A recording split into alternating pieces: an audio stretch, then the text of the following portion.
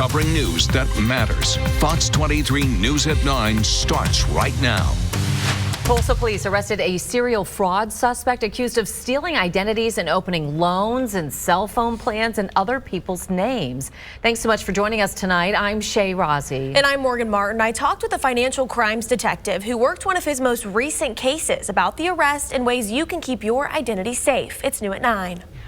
Found stacks of stolen checks, stacks of copies of checks, stacks of people's personal identification, driver's license, passports, marriage license, titles to vehicles. That's what Tulsa Police say they found in Roger Pineda's car during a traffic stop on February 13th, in addition to stolen mail taken in the week before his arrest. Detectives say his serial fraud dates back years. He was arrested for these warrants, and in the process of that arrest, officers discovered a lot more evidence of identity theft. Detective Amy Stark says at the time of his arrest, Pineda had sticky traps, a phishing tool that's used to steal mail, blank check stock, and materials to wash checks and rewrite them. Detective Stark says Pineda used stolen identities to open loans, make fake IDs, and buy cell phones online. I looked into Pineda's criminal past and found that he served time for false personation in 2015 and has various other felony convictions dating back to 2013. In this case, police say they identified 7 additional victims of identity theft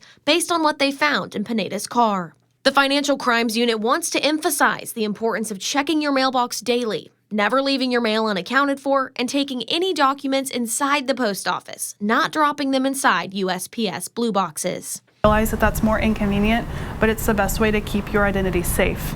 Make sure that you have your identity locked down on the 3 major credit bureaus. Stark says if you suspect your identity has been stolen, it's important to file a police report. If you make a police report and we pull over somebody like Roger Pineda and find your personal identification in his possession or her possession, then we're able to solve your case because we know who has stolen your identity. Police say the postal inspector was able to recover all unopened mail in Pineda's possession and are in the process of returning it to victims.